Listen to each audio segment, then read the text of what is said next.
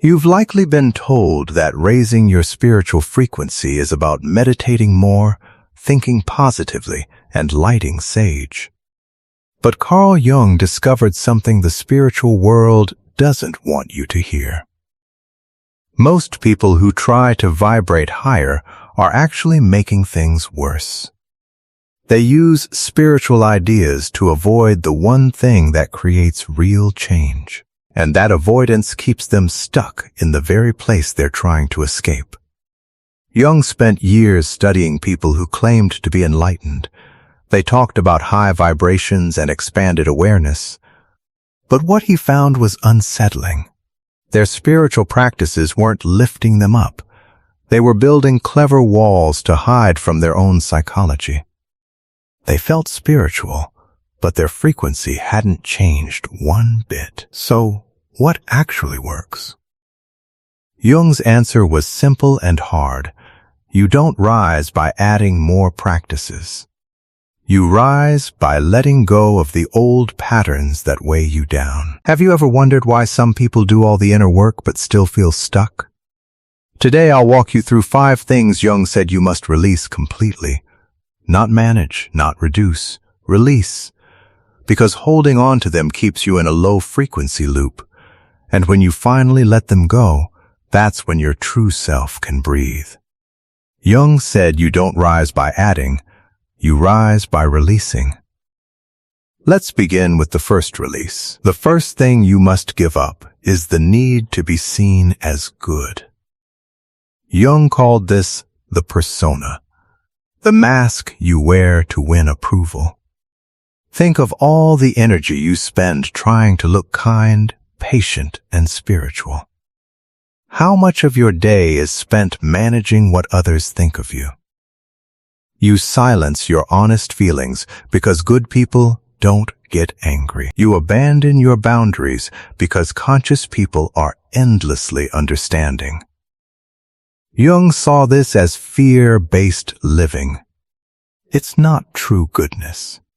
It's performance. And performance keeps you vibrating at survival level, not freedom level. When you drop this mask, you become real.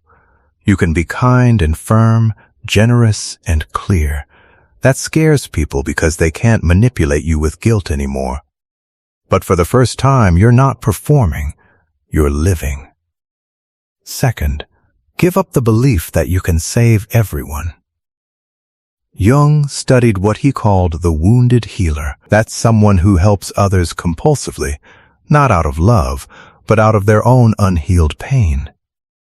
Have you ever felt empty after helping someone who didn't even ask for help? If your worth depends on being needed, you'll unconsciously keep people broken around you. That's a low frequency. It's addiction, not compassion. True high-frequency living means you can care deeply without needing to fix. You can say, "That sounds hard," and stop there. When you release the need to rescue, you finally have energy for your own healing. Caring without fixing is the highest frequency. Third, give up your attachment to being understood. How many hours have you spent explaining yourself, hoping someone would finally get it? Jung said this reveals a lack of self-trust. If you need others to validate your reality, you haven't found your own ground yet. High-frequency people don't need consensus. They know what they know. When someone misunderstands them, they don't collapse. They just keep walking. What would change if you stopped defending your truth and simply lived it? Fourth, release the fantasy of who people could become. Jung called this projection. You see someone's potential and fall in love with that imaginary person, not the real one in front of you. You stay in painful relationships hoping they'll change, but they show you exactly who they are. Believe them. Letting go of this fantasy requires grief.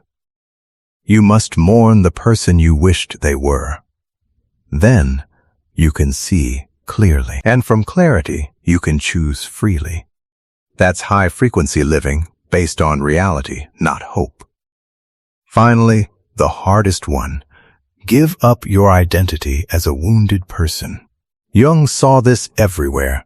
People who spent years in therapy, who could recite their trauma timeline perfectly, but who never moved past it. Has your story of pain become the most interesting thing about you? When you identify as wounded, every choice is filtered through victim consciousness. Even healing work can become a way to stay stuck. Releasing this doesn't mean denying what happened. It means no longer organizing your life around it.